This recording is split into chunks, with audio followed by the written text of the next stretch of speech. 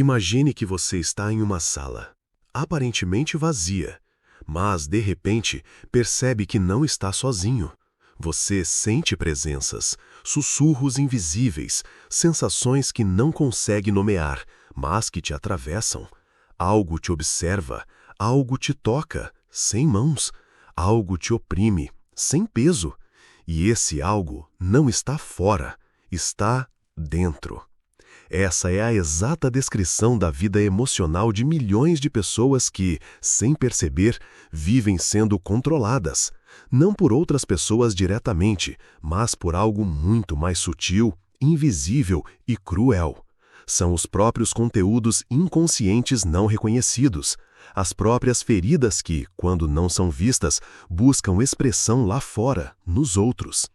Por isso, talvez você já tenha sentido que há pessoas que simplesmente te desestabilizam, que te tiram do eixo com uma palavra, um olhar, um silêncio ou até mesmo sem fazer absolutamente nada. E você não entende. Você pensa, por que essa pessoa me afeta tanto? E a resposta, na superfície, parece ser, é porque ela é tóxica, ou é porque ela me provoca, ou ainda, é porque ela me trata mal. Mas, e se eu te dissesse que a verdadeira raiz desse poder que alguém tem sobre você não está no outro, está dentro de você? Esse vídeo é, acima de tudo, um mergulho naquilo que você passou a vida inteira tentando não olhar. É um encontro com a parte mais oculta da sua psique, aquela que, sem perceber, te faz reagir, se ferir, se calar ou explodir. E talvez repetir exatamente os mesmos padrões de sempre, mesmo quando jura que não quer mais. Carl Jung dizia, tudo que nos irrita nos outros pode levar à compreensão de nós mesmos.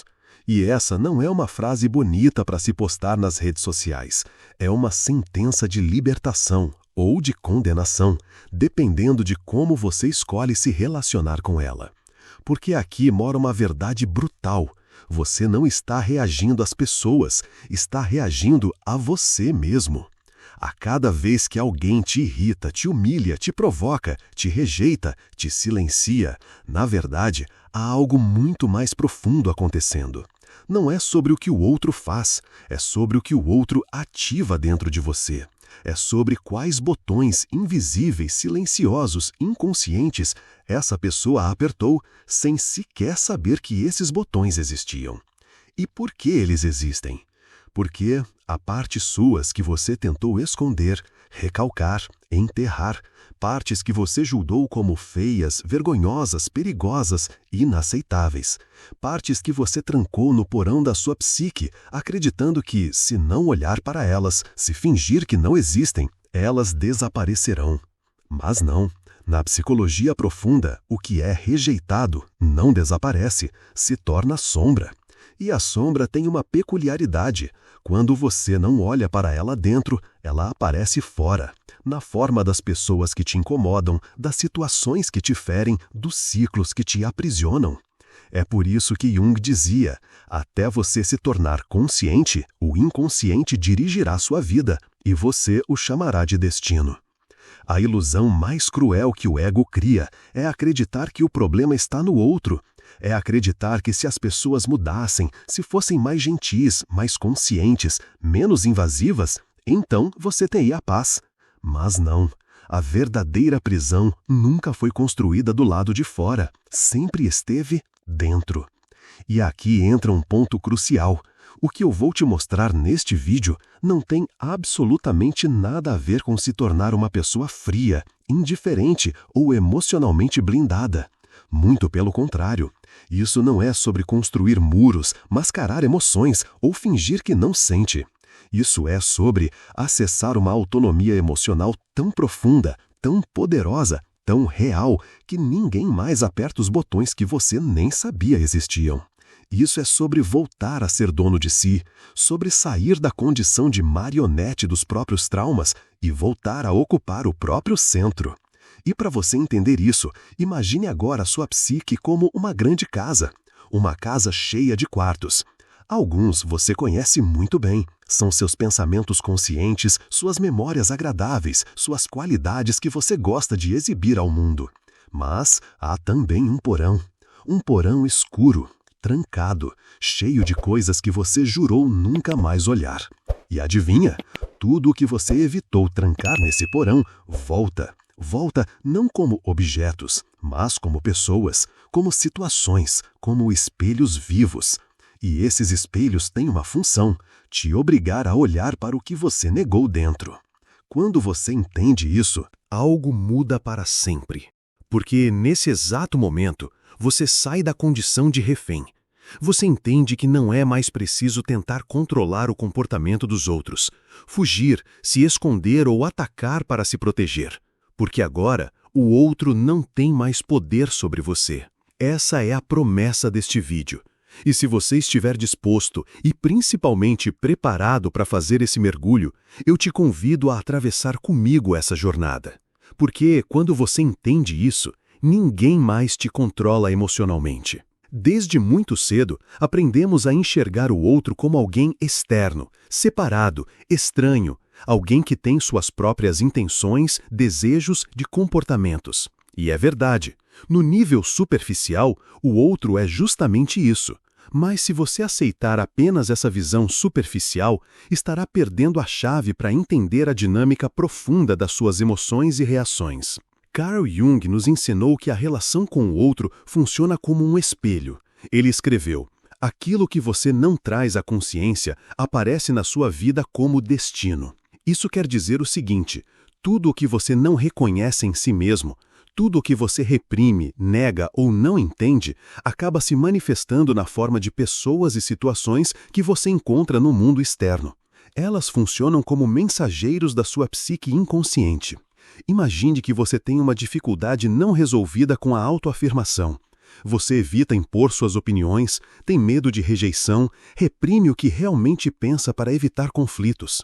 Até que chega aquele colega no trabalho que, de maneira totalmente inconsciente, provoca você, cutuca essa ferida, te tira do eixo. Você sente raiva, irritação, ansiedade, mas a origem dessas emoções não está no colega. Está na sua própria dificuldade reprimida. Esse é o efeito espelho. O outro não está atacando você. Está refletindo algo dentro de você que ainda não foi integrado. Quando compreendemos isso, mudamos a forma como nos relacionamos com as provocações externas. Elas deixam de ser inimigas para se tornarem sinais, indicadores, pistas que apontam para onde precisamos olhar dentro de nós. A partir desse entendimento, nasce a possibilidade de uma transformação profunda. Ao invés de reagir automaticamente, você começa a reconhecer os conteúdos internos ativados, e isso abre espaço para a consciência e a escolha. Mas para isso é necessário coragem. Coragem para encarar aquilo que o espelho revela. Coragem para olhar para as sombras, para as feridas, para os aspectos de si que foram marginalizados e rejeitados. Aprofundar-se nesse processo é como abrir uma porta que leva para o autoconhecimento mais verdadeiro. É um processo que pode ser desconfortável, até doloroso, mas também profundamente libertador. Na prática, quando você identifica esse mecanismo, a próxima vez que alguém te provocar ou te desestabilizar, você poderá dizer para si mesmo: o que essa pessoa está me mostrando sobre mim mesmo? Que parte minha está sendo ativada agora? E é exatamente aí que começa o caminho para ninguém mais te controlar emocionalmente. Nossas feridas emocionais são como sombras invisíveis que carregamos conosco, moldando silenciosamente nossas reações e comportamentos. Muitas vezes acreditamos estar no controle das nossas emoções, mas a verdade é que quando essas feridas não foram verdadeiramente elaboradas e integradas, elas passam a escolher por nós. No cérebro, a amígdala, que é a central de alerta de ameaças, tem um papel crucial nessa dinâmica. Quando nos deparamos com alguém ou alguma situação que, mesmo que objetivamente neutra, se parece com uma experiência passada dolorosa, a amígdala dispara um sinal de alerta imediato. É o chamado modo de ameaça. Nesse momento, nosso cérebro entende que estamos em perigo e ativa respostas automáticas: luta, fuga, congelamento. O problema é que, para a amígdala, a distinção entre uma ameaça real e uma lembrança emocional não está clara. Então, aquela discussão com um amigo, um olhar estranho de um colega ou até um tom de voz mais ríspido podem ser interpretados como perigos reais, mesmo que não sejam. Assim, você se vê preso numa prisão invisível, dominado por respostas emocionais que parecem automáticas, quase como reflexos, mas que na verdade têm raízes profundas em traumas não elaborados. Essa hipersensibilidade emocional é uma prisão. Você não reage ao presente, mas a memórias antigas que ainda não foram processadas. Pense na dor emocional como uma ferida física. Se não cuidada, ela inflama, fica sensível e dói a cada toque. Do mesmo jeito, emoções não curadas criam sensibilidades exageradas. Seu gatilho pode ser um comentário, um gesto ou até um silêncio que parece hostil. Você pode perceber que, em algumas situações, sua reação é desproporcional. Talvez você se cale para evitar conflito, ou talvez exploda num ataque inesperado. Em ambos os casos, a sua reação está escolhida por essas feridas não curadas. Por isso, é fundamental reconhecer essa prisão invisível para que comece a recuperar o poder sobre suas emoções. Quando você começa a entender que sua dor emocional ativa respostas automáticas, abre espaço para que, aos poucos, possa criar novas conexões neurais, novas formas de resposta. Isso não acontece do dia para a noite. É um processo gradual, mas o primeiro passo é a consciência. Você pode começar a questionar: esta reação que estou tendo agora é sobre o que está acontecendo aqui ou é algo antigo que está sendo reativado em mim? Ao desenvolver essa consciência, você começa a se libertar da reação automática. A autonomia emocional surge quando você escolhe responder ao invés de reagir. Não é sobre controlar as emoções pela força, mas sobre criar um espaço interno onde elas possam ser reconhecidas, sentidas e, finalmente, integradas. Nesse espaço, você reencontra a liberdade. A liberdade de não ser escravo das feridas do passado. Dentro de cada um de nós existem forças internas que agem como verdadeiros arquitetos do nosso comportamento, muitas vezes sem que percebamos. Carl Jung nos ensinou que esses padrões profundos podem ser entendidos como arquétipos, imagens primordiais que residem no inconsciente coletivo, moldando nosso modo de ser. Um desses arquétipos que opera silenciosamente em nossas vidas é o do manipulador interno. Não é um outro externo quem nos controla, mas sim essa parte dentro de nós que acredita que precisamos ser aceitos, amados ou reconhecidos a qualquer custo. Essa necessidade cria uma armadilha sutil. Nos tornamos cúmplices de nossa própria manipulação emocional. Imagine por um momento uma criança que busca desesperadamente a aprovação dos pais. Essa criança interna ainda vive em nós. Ela teme o abandono, o silêncio, o olhar de reprovação. Para evitar essa dor, desenvolvemos estratégias inconscientes, o arquétipo da vítima e o arquétipo do salvador. Às vezes, nos colocamos como vítimas, buscando compaixão e apoio. Outras vezes, assumimos o papel de salvadores, tentando agradar, controlar ou resolver para garantir que ninguém nos rejeite. Essa alternância constante pode ser silenciosa e devastadora. Você pode estar inconscientemente se submetendo para evitar a perda de amor, ou, em outro momento, manipulando para não se sentir rejeitado. Tudo isso acontece sem um plano consciente, guiado por emoções e crenças antigas que você talvez nem reconheça como suas. Jung nos alertava: encontre onde você é cúmplice do que você acusa. Isso quer dizer que, antes de acusar os outros de manipuladores, é necessário olhar para dentro e perceber onde talvez você também manipula situações para manter um sentimento de segurança emocional.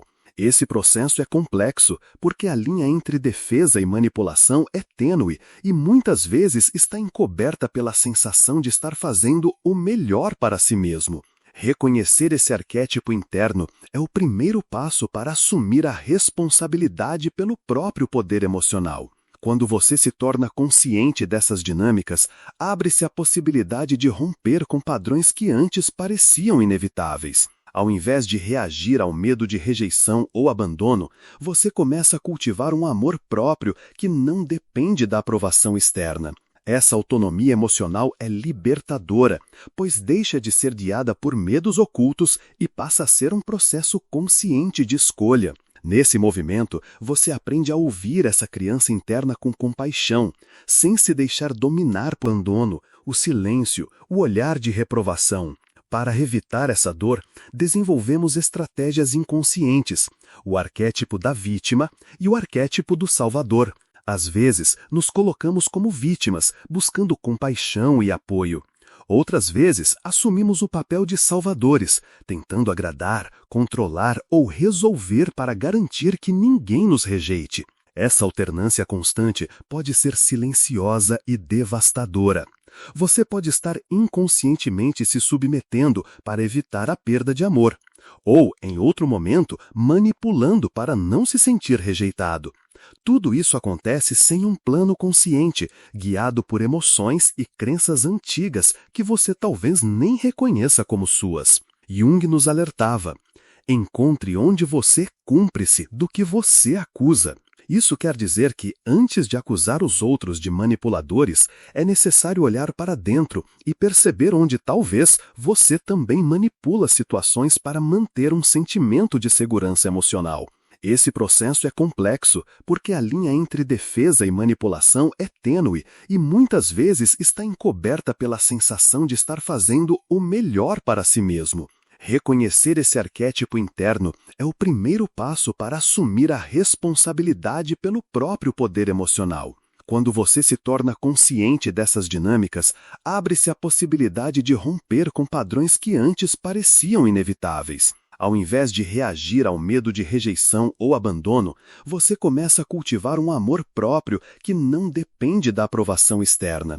Essa autonomia emocional é libertadora, pois deixa de ser guiada por medos ocultos e passa a ser um processo consciente de escolha. Nesse movimento, você aprende a ouvir essa criança interna com compaixão, sem se deixar dominar por suas demandas emocionais e começa a tomar decisões baseadas na sua verdadeira essência, não nas inseguranças que te mantinham refém. Este é um convite para um mergulho profundo na sua própria psique, para reconhecer e acolher esses arquétipos internos, transformando-os em aliados no caminho para a liberdade emocional. Um dos conceitos mais poderosos e, ao mesmo tempo, desafiadores da psicologia analítica de Jung é a sombra, aquelas partes nossas que rejeitamos, negamos ou não aceitamos. Essas partes ocultas da psique ficam escondidas no inconsciente, mas não desaparecem. Pelo contrário, elas buscam expressão de alguma forma. Jung dizia que o que você recusa em si mesmo, o outro acaba encenando para você. Ou seja, aquilo que você rejeita ou não reconhece dentro de você aparece no mundo exterior, especialmente nas pessoas ao seu redor, como um reflexo de sua própria sombra. Pense naquele colega que você acha insuportável porque é arrogante demais. Talvez a arrogância dele te irrite porque, no fundo, você evita reconhecer sua própria necessidade de se afirmar, ou até mesmo uma ponta de orgulho que te assusta. Se você rejeita sua agressividade, pode acabar atraindo pessoas invasivas, controladoras, que expressam exatamente o que você não quer admitir. É uma forma inconsciente do seu inconsciente te mostrar onde está o seu ponto cego. Se você nega sua autenticidade e seu direito de ser livre, pode acabar sentindo inveja daqueles que se permitem ser exatamente quem são. Isso pode gerar ressentimento e confusão emocional. Essa dinâmica se torna um ciclo. A projeção faz com que a sombra, não reconhecida em você, apareça em outra pessoa. E a reação a essa pessoa, por sua vez, reforça a negação da sombra interna. Um exercício poderoso para começar a desvendar essa dinâmica é listar as pessoas que mais te irritam ou incomodam, e para cada uma delas perguntar a si mesmo: que parte dessa pessoa eu estou rejeitando em mim mesmo? Que emoção, comportamento ou característica dela reflete algo que eu não quero ver? Esse olhar para dentro é difícil e exige coragem. porque, ao reconhecer essas partes sombrias, você dá início ao processo de integração, trazendo para a consciência o que estava oculto, diminuindo o poder que essas projeções externas têm sobre você. E quando você integra a sua sombra, a relação com essas pessoas também muda. Elas deixam de ser monstros externos e passam a ser espelhos que ajudam no seu crescimento. Essa transformação gera autonomia emocional. Você deixa de ser manipulado pelo que enxerga no outro, porque sabe que o verdadeiro trabalho está dentro de você. A sombra não é inimiga, mas parte essencial do seu ser, que precisa ser acolhida para que você se torne um indivíduo inteiro e livre. Agora, vamos mergulhar numa das causas mais profundas da nossa vulnerabilidade emocional: o vazio interior que nunca conseguimos preencher. Muitos de nós carregamos, sem perceber, um espaço interno vazio, uma sensação de incompletude, uma falta de conexão com nossa própria essência. Esse vazio gera uma angústia silenciosa que nos impulsiona a buscar validação externa para tentar preenchê-lo. Jung nos ensinou que, quando alguém não está conectado com sua própria alma, acaba buscando essa conexão fora de si, em outras pessoas, em relações, no reconhecimento social. Essa busca se torna uma espécie de corrente invisível que nos prende, porque dependemos do olhar do outro para nos sentirmos inteiros. O problema é que essa validação nunca é suficiente. Quando ela não vem, sentimos desespero, ansiedade e até medo de sermos abandonados. E quando vem, nos tornamos reféns, porque nosso equilíbrio emocional passa a depender de algo externo que está além do nosso controle. Imagine alguém tentando matar a sede bebendo água salgada. Quanto mais bebe, mais sede sente. Assim é a busca por validação quando o vazio interno não é reconhecido e acolhido. Esse mecanismo cria relações tóxicas, onde damos poder para o outro, mesmo que inconscientemente, para controlar como nos sentimos. É uma armadilha sutil, porque nos parece natural querer ser aceitos, amados e valorizados. Mas quando essa aceitação vira moeda de troca, perdemos a autonomia emocional. Reconhecer essa dependência é o primeiro passo para romper a corrente invisível. Como fazer isso? Primeiro, voltando a atenção para dentro, para as suas próprias necessidades e sentimentos, em vez de buscar respostas apenas fora. Segundo, desenvolvendo uma conexão verdadeira com você mesmo, com suas emoções, desejos e limites.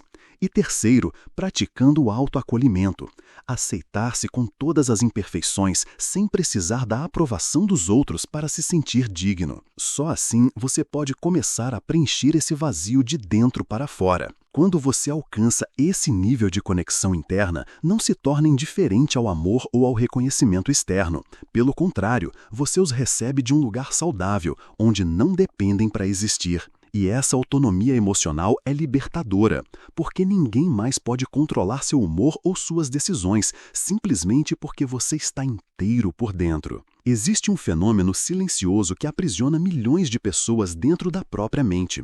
Um ciclo de pensamentos obsessivos, diálogos internos infinitos e ruminações que parecem não ter fim.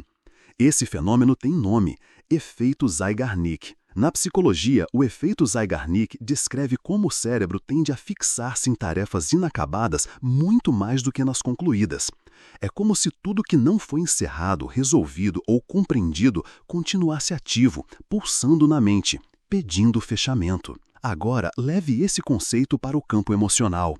Toda relação não resolvida, toda conversa não dita, toda mágoa engolida, todo limite que você não colocou, tudo isso se transforma numa espiral mental que te prende energeticamente àquela pessoa ou situação. Por isso, existem pessoas que parecem consumir sua energia, mesmo quando não estão mais presentes fisicamente. Você acorda pensando nelas, toma banho ensaiando diálogos, vai dormir lembrando do que foi dito, ou do que deveria ter sido dito. E aqui está uma verdade dura, mas libertadora. Não é a pessoa que te prende. É você que está preso à tentativa inconsciente de fechar ciclos emocionais que ficaram abertos dentro de si. Seu inconsciente quer desesperadamente resolver o que ficou pendente. Por isso, te arrasta para fantasias de vingança, conversas imaginárias, ruminações sem fim. Mas, ironicamente, esse fechamento nunca vem do outro. Porque, na maior parte das vezes, o outro sequer tem consciência do impacto que causou. Ou, pior, não se importa. É aqui que muitas pessoas ficam presas para sempre, esperando que o outro peça desculpas, que reconheça, que mude, que repare. E enquanto isso não acontece, vivem emocionalmente acorrentadas. Mas aqui vai a chave da libertação. O fechamento que você busca nunca vem do outro.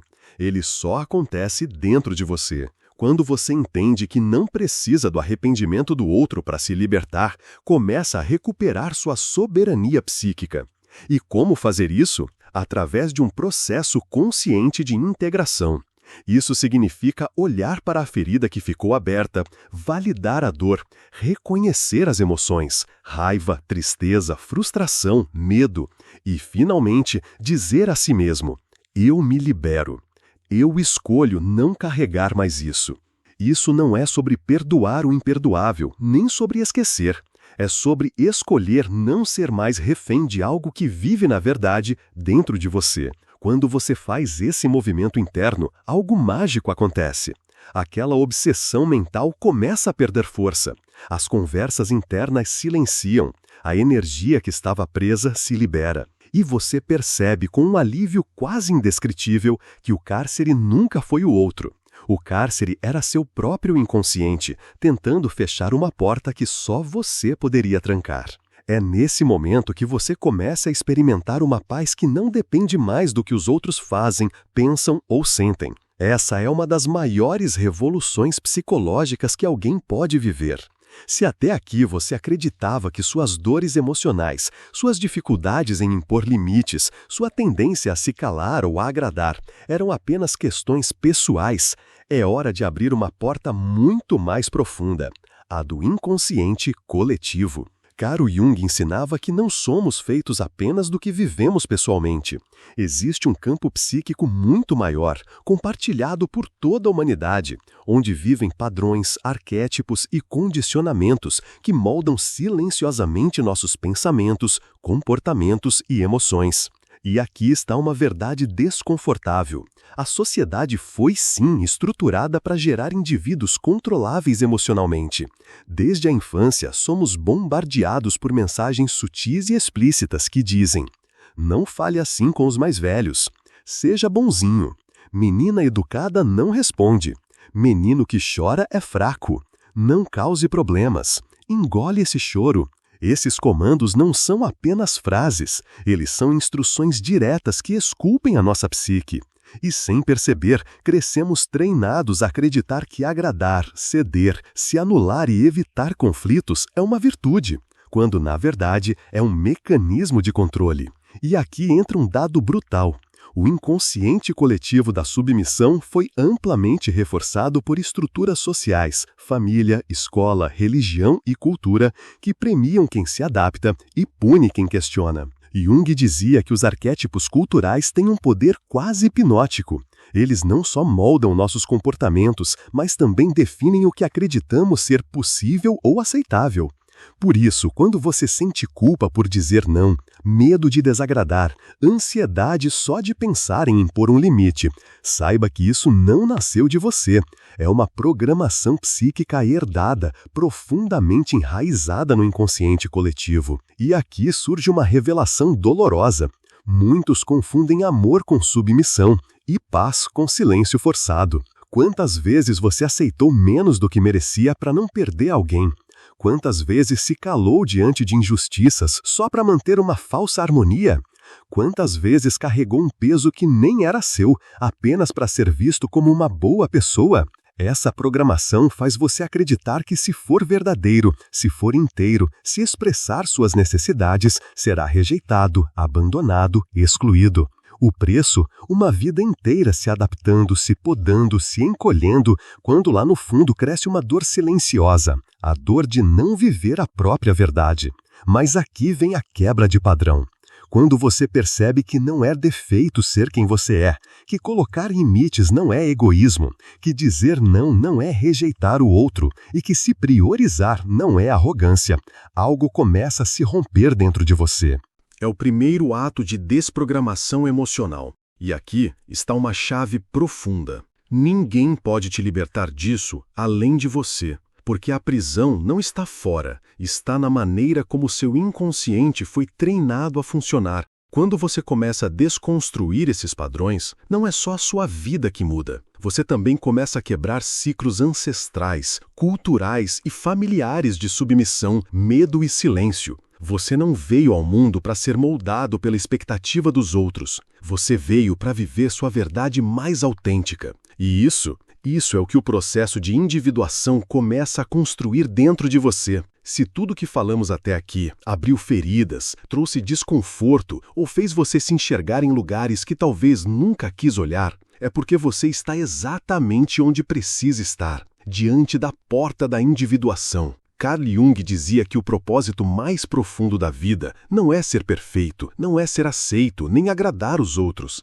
O propósito é se tornar inteiro. E isso só é possível quando você se separa das máscaras, das projeções e dos condicionamentos que nunca foram seus. Individuar-se não é um conceito teórico, é um chamado existencial. É o processo de se tornar quem você realmente é, além das feridas, além das expectativas, além dos roteiros invisíveis que foram escritos para você antes mesmo de você nascer. E aqui vem a verdade que poucos estão preparados para ouvir. Ninguém pode fazer isso por você. A individuação é uma jornada profundamente solitária. Não porque você esteja só, mas porque só você pode atravessar o seu próprio inconsciente.